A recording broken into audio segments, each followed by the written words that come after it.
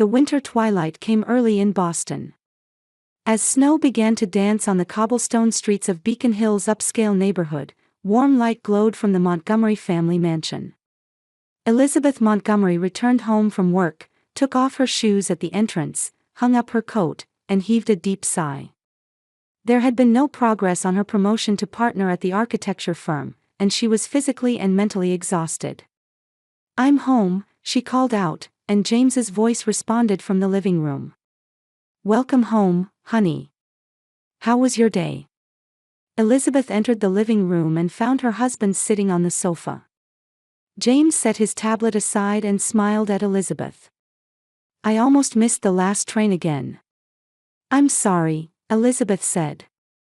"It's okay. I understand since I'm busy with work too," James nodded understandingly. "But don't you think you should consider slowing down a bit? Our time together is important too." Elizabeth chose her words carefully before answering. "The Hansen project is at a critical stage. It'll be wrapped up in a few months." Married for 7 years, Elizabeth and James had no children. They had both prioritized their careers, but lately James had been mentioning family time more frequently. Elizabeth also wanted to have a family, but now was a crucial turning point in her career. The next morning, Elizabeth woke up early and was preparing breakfast. Looking at the calendar, she noticed her birthday was marked for the following week. When James came downstairs, she asked, "Do you have any plans for next Friday?" James showed a troubled expression. "Oh, I have a business trip to New York that day." Do you know some people earn over $10,000 a month just by posting Reddit stories on YouTube? No face, no voice, just a laptop. I do it too. Link below if you're curious. "It's a meeting with an important client that I can't cancel." "I'm sorry, that was your birthday, wasn't it?" Elizabeth shrugged, hiding her disappointment. "It's okay. I understand." When she checked her phone, there was a message from her sister Catherine. "How about dinner with our parents tonight?" Elizabeth replied with slight tension, "Sounds good. The usual place at 7. Catherine had once been a successful model. She still maintained her perfect appearance and showcased her beauty on social media. She always captured their parents' attention. In the evening, Elizabeth arrived at the restaurant and found her parents and Catherine already seated at a table. "Elizabeth, you're late," her mother Martha said, looking at her watch. "I'm sorry, there was an unexpected problem at the construction site," Elizabeth explained as she took her seat. "You're always about work," her father Robert said with mild reproach. Catherine arrived right on time. Catherine smiled with satisfaction. She sat next to their parents, showing off a new bracelet. "Mom and Dad gave this to me last week. Isn't it lovely?" "It's very nice," Elizabeth replied kindly. A worry crossed her mind about whether her parents would remember her birthday present.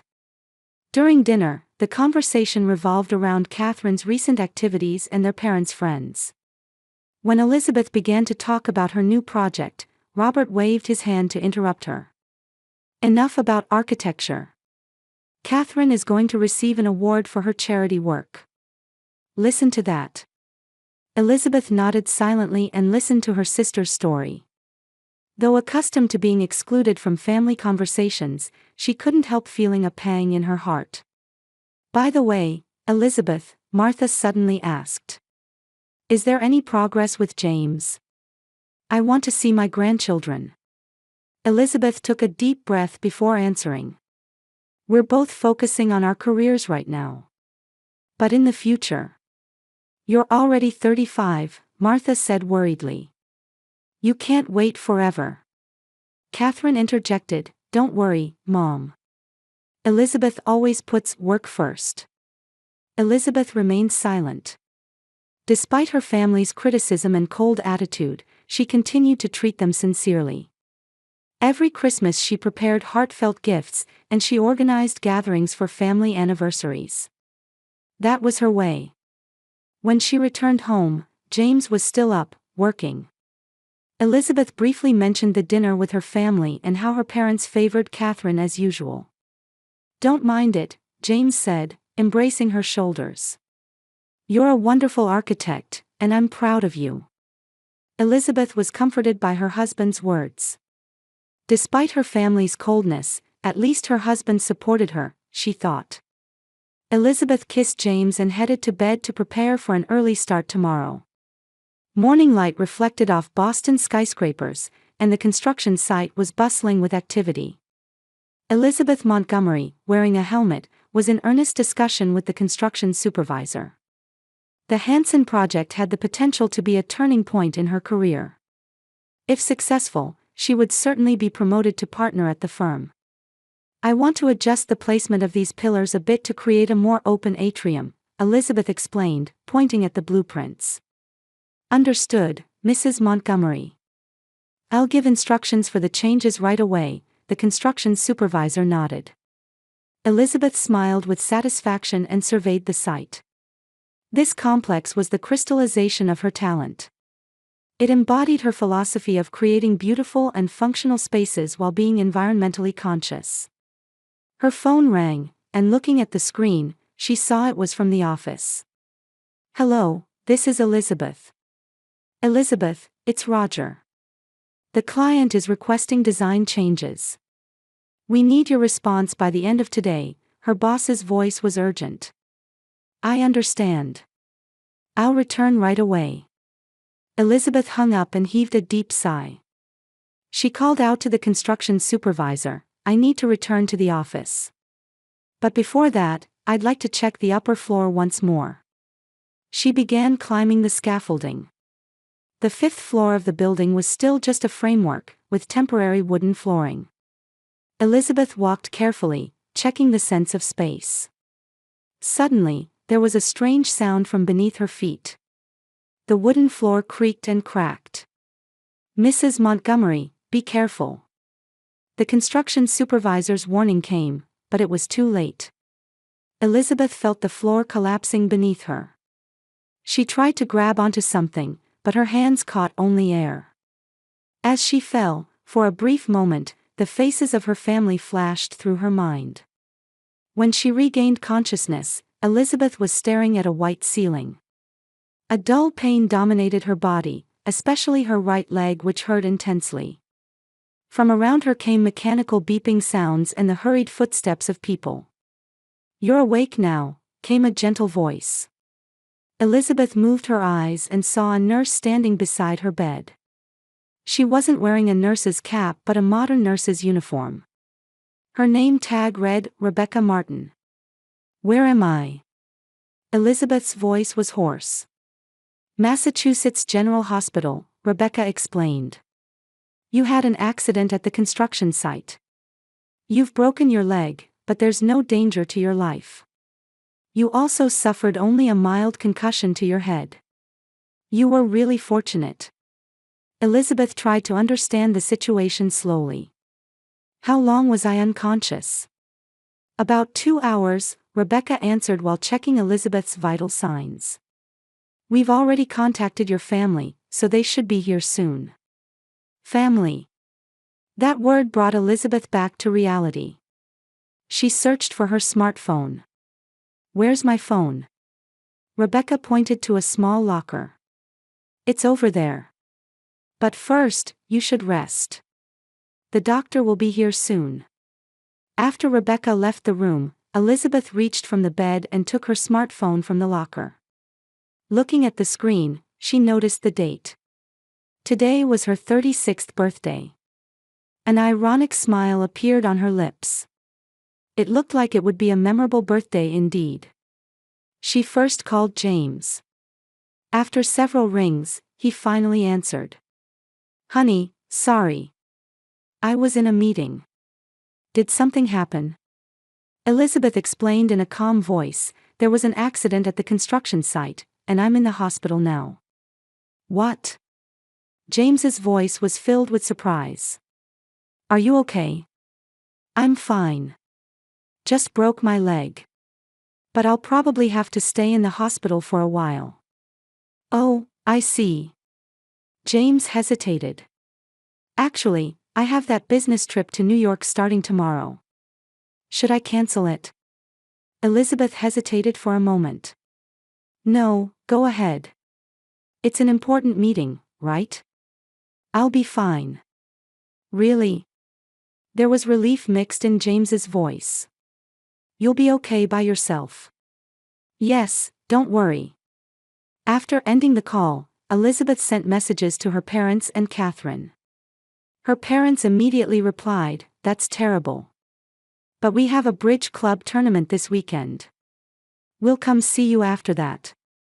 Catherine's response was, "Take care. I'm busy with charity events this week, so it'll be next week, but..." Elizabeth put down her phone and stared at the ceiling. On her birthday, everyone in her family said they were busy. She tried to understand. Everyone has their own life. She often prioritized work too. Still, a sense of loneliness spread deep inside her. That night, after being examined by the doctor, Elizabeth was told she would need to stay in the hospital for at least a week. The fracture was complex and would require rehabilitation. When she returned to her room, Rebecca came in with a dinner tray. "Happy birthday," Rebecca said cheerfully. On the tray was a small cupcake with a single candle. "How did you know?" Elizabeth was surprised. "It was written on your admission paperwork," Rebecca smiled. "Spending your birthday in the hospital isn't fun, but I thought this might make it a little special." Elizabeth was touched, tears welling in her eyes. "Thank you, Rebecca." "You're welcome." Rebecca lit the candle. "Now, make a wish."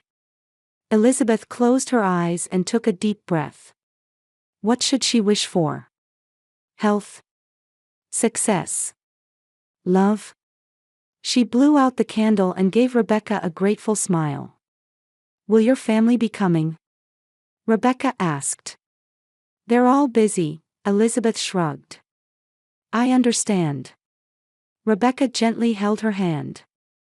"I'm your assigned nurse, so call me anytime if you need anything." That night, Elizabeth lay in bed, gazing at the starry sky visible through the window.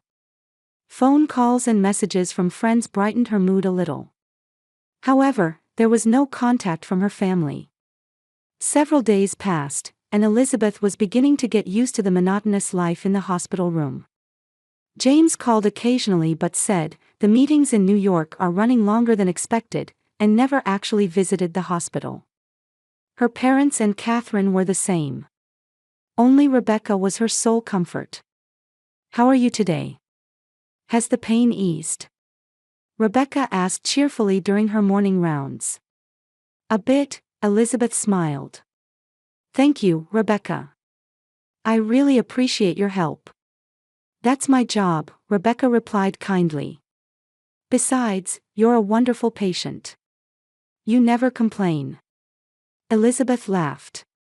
"Complaining won't change anything." Rebecca opened the curtains, letting the morning light into the room. "The weather's nice today. You can enjoy the view from the window." Elizabeth sat on the bed and looked outside. The Boston cityscape spread out, with people going about their busy lives. She thought about her architecture firm and the site, feeling concerned. However, she had already been informed by the office that the project was progressing without problems despite her absence. "Are you bored?" Rebecca asked. "Should I bring you some books?" "I'm fine," Elizabeth picked up her smartphone.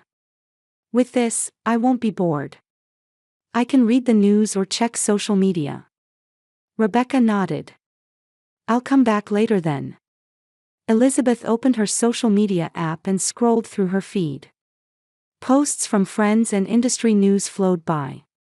Then, she casually opened Catherine's profile. Her sister's latest post said, "Busy day at the charity event," with a photo taken in a luxurious hotel banquet room. Elizabeth smiled. At least her sister wasn't lying. She scrolled further and was looking at the list of accounts Catherine was following. There, her eye caught an unfamiliar account name. It was called Cat Lifestyle. Casually, Elizabeth tapped on that account. Looking at the account's profile picture, Elizabeth gasped. It was a small thumbnail, but the smile was somehow familiar. She tapped to open the account. The profile description read, "My real life and adventures. The private me I don't show to family and friends." "No way," Elizabeth whispered. The account was private, but since Catherine was following it, she pressed the request button. Surprisingly, a few minutes later, she received an approval notification. It was clear that Catherine wasn't checking Elizabeth's social media account closely. As she began to view the posts, Elizabeth's hands started to tremble. It was undoubtedly Catherine's secret account. Unlike her usually perfectly curated posts, these were more raw and candid. Elizabeth's eyes caught the most recent post. It was dated 3 days ago, right after her hospitalization. The photo showed Catherine, their parents, and James smiling and toasting on the deck of a luxury cruise ship. Her husband, instead of being at important meetings in New York, was enjoying a cruise with her family. Tears fell from Elizabeth's eyes. With trembling fingers, she scrolled through other posts. There were posts showing preparations from a week ago and excitement before departure. Finally, the secret plan without Elizabeth is happening. She's always work, and doesn't understand our fun. But now we can enjoy without her. That was posted a few days before her birthday. Elizabeth felt an icy sensation enveloping her entire body. Her family and husband had planned a trip excluding her for her birthday. And even while she was hospitalized after an accident, they carried out that plan without changing it. The door opened, and Rebecca came in. "Mrs. Montgomery, it's time for your medication." She cut off mid-sentence. "What's wrong? Did something happen?" Elizabeth managed to squeeze out words, "My family is, while I'm in the hospital." Rebecca approached the bed and looked at the smartphone screen. "Oh no," she whispered. Elizabeth couldn't take her eyes off the screen. Catherine's post continued, "James is so good at lying to Elizabeth. I laugh every time he says, New York meeting." The post was accompanied by a photo of James relaxing poolside with a cocktail. His expression was more open and happy than Elizabeth had ever seen. "I've been deceived for years." Elizabeth's voice was hollow. Rebecca sat next to her and placed a hand on her shoulder. "Take a deep breath. This is such a shocking discovery." Elizabeth looked at older posts. There were many posts showing family-only gatherings held during her absence. While she was busy with work, her family was having fun excluding her. And James was always present at those gatherings. "They don't think of me as family," Elizabeth said painfully. She picked up her phone and decided to call James. After several rings, he answered. "Honey, what is it? Is there a problem?" From the background, music and voices typical of a cruise ship could be heard. Elizabeth tried to maintain her composure. "James, where are you right now?" There was a moment of silence. "Oh, I'm in New York. Just between meetings with clients." "I see." Elizabeth chose her words. "Is the meeting going well?" "Of course, it's going smoothly. I'm a bit tired, but it's an important business deal." James's voice was slightly tense. "I'll be back in a few days. Don't worry." Elizabeth smiled while looking out the window. "Enjoy yourself." "What?" "Enjoy yourself," she repeated in a whisper. "Really, enjoy yourself." "Elizabeth, what's wrong? Are you feeling unwell?" "No, I'm seeing things very clearly now." She hung up. Rebecca was watching Elizabeth intently. "What are you going to do?" Elizabeth put down her smartphone and took a deep breath. "I don't know yet. But I don't intend to be deceived anymore." "You have the right to choose," Rebecca said quietly. "The right to choose your own happiness." Elizabeth nodded. Something was beginning to change in her heart. Beyond the shock and sadness, anger and determination were sprouting. For years, she had accepted her family's cold attitude and tried to understand. She thought it was because she wasn't enough, because she should try harder. But now she knew the truth. It wasn't her problem. "Rebecca, could you recommend a lawyer?" Elizabeth suddenly asked. "A lawyer?" "Yes, I want to consult about divorce." Rebecca was surprised for a moment but soon nodded understandingly. "Actually, my sister specializes in family law. Would you like her contact information?" "Please," Elizabeth said with a determined expression. It seems like it's time to start a new life. That night, Elizabeth sat by the window, staring at the darkening Boston streets. Her heart was filled with pain and anger, but at the same time, she felt a strange sense of liberation. Years of questions, anxieties, and self-doubt suddenly became understandable. She wasn't alone. The problem wasn't within her, but within the people who should have loved her. Elizabeth looked at the cruise ship posts once more. There, she noticed that Catherine had posted another photo where she appeared alone with James. Their expressions suggested an intimacy beyond mere in-laws. Everything connected. James's late returns home, increasing business trips, his critical attitude toward her career. He had been betraying her all along. And with her sister, no less. Elizabeth took a screenshot of the screen, saving the evidence. Then, she began writing an email to contact Rebecca's sister, the lawyer. On the day of her discharge, Elizabeth found Olivia Chen in the hospital lobby. Olivia, a friend since college, had rushed to her side as soon as she received Elizabeth's call. "Thank you so much, Olivia." Elizabeth was embraced by her friend as she used crutches. "What are you saying?" "Of course," Olivia said while holding her belongings. "My home is always open to you." Rebecca came to say her final goodbye. "Congratulations on your discharge. Don't overdo it, okay?" Elizabeth took the nurse's hand. "Without you, I think I would still be in darkness. Thank you so much." Rebecca smiled kindly. "Were you able to contact my sister?" "Yes, I'm meeting her tomorrow," Elizabeth nodded. Olivia's apartment was in the Cambridge district of Boston. It was a small but comfortable space, and Elizabeth would be using the guest room as a temporary refuge. She had decided not to return to her own home. At least, not yet. "I didn't need much luggage," Elizabeth indicated one suitcase and a laptop bag. "I contacted my workplace directly from the hospital and had them send what I needed." Olivia said while making tea in the kitchen, "Have you heard from James?" "He calls and messages every day." Saying he returned from New York, Elizabeth smiled bitterly.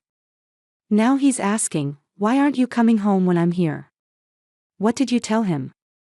"I told him I'm staying at a friend's house for rehabilitation." Elizabeth looked at her smartphone. "My parents and Catherine have also returned from the cruise, finally. I got a message from my mother asking, 'How are you feeling?'" Olivia, unable to hide her anger, asked, "What are you going to do? Expose everything right away?"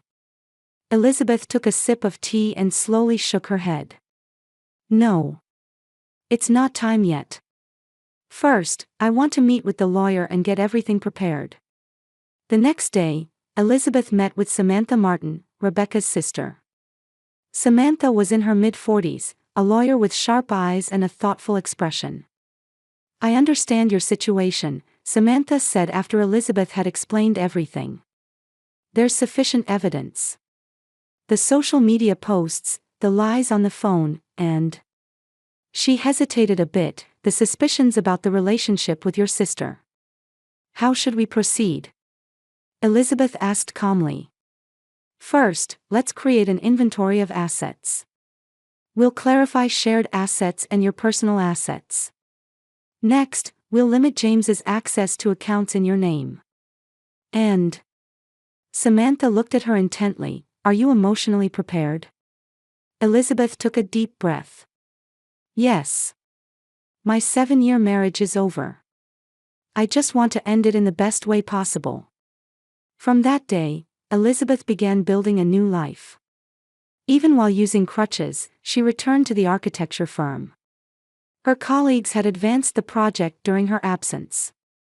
Hearing the news of the accident, her boss appreciated her dedication and talent, proposing her promotion to partner earlier than planned. Mrs. Montgomery, welcome back, her boss, Roger Smith, visited her office and said. I was really worried about the accident. Regarding the partnership, I will formally propose it at next month's board meeting. Thank you, Roger, Elizabeth expressed her gratitude. 3 weeks after noticing her absence, James was showing increasing impatience. When are you coming home? He asked on the phone. Isn't it enough? I need a little more time, Elizabeth answered calmly. By the way, how was the meeting in New York? Oh, it went well. We're likely to close a big deal, James said confidently. I see, that's good, Elizabeth said while looking out the window. It's really a talent to be able to work even on a cruise ship. There was silence on the other end of the phone. What are you saying? James's voice was trembling. Did you think I wouldn't know? Elizabeth's voice was as cold as ice. Catherine's Instagram was quite revealing. I especially liked the hashtag #FamilyTimeOnly. Elizabeth, listen, I can explain. Explain. 7 years of lies. Your relationship with my sister. Elizabeth tried to control her emotions. It's over, James. A week later, with Samantha's help, Elizabeth had compiled all the evidence and legal documents. She had rented a new apartment and was preparing to move out of Olivia's house. And it was time to take the final step. Elizabeth sent an email to James, her parents, and Catherine. The attachments included photos from the cruise ship, screenshots of Catherine's social media posts, and records of conversations documenting James's lies. The body of the email was brief. I will no longer be deceived. Divorce papers have already been sent to James. All communication should be through my lawyer. Elizabeth. That night, James appeared at her temporary residence. Olivia didn't open the door and said through the intercom, "Go away, or I'll call the police." The next morning, Elizabeth's cell phone received angry messages from her parents. How could you embarrass the family? Bringing problems outside the home, her mother had written. There was not a word from Catherine. On the day Elizabeth moved to her new apartment, she stood on Olivia's balcony one last time, overlooking the city of Boston. Any regrets? Olivia asked, standing next to her. No, Elizabeth smiled. Rather, I think I should have done it sooner. But that too is part of my life. A few days later, she received a call from James's lawyer. He intended to contest the property division. Mr. Montgomery is demanding 70% of the shared assets, the lawyer said. Samantha responded calmly, I'm sorry, but that's unacceptable. We are prepared to detail Mr. Montgomery's infidelity in court, especially his relationship with our client's sister. The threat was effective. James softened his stance and agreed to the divorce on terms favorable to Elizabeth. One weekend, Elizabeth made a final visit to her parents' house. Martha opened the door. Her face was hard and cold. May I come in? Elizabeth asked. In the living room, Robert was reading a newspaper. He put it down when he saw his daughter. Have you come to apologize for destroying the family? He said in a harsh tone. Elizabeth stood before them, looking straight into their eyes. No. I came to tell you the truth. A real family doesn't betray each other. I've always sought your love. But now I understand. I have the right to live my own life. Martha pursed her lips. You were always selfish. No, Mother, Elizabeth said quietly. I just learned my worth. She headed for the door. Looking back, she said finally, goodbye.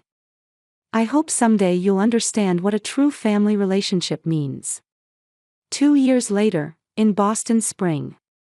Elizabeth was gazing at the sparkle of the Charles River from the window of her architecture firm, Wilson Design Group. Half a year after the divorce, she had become independent and established her own company.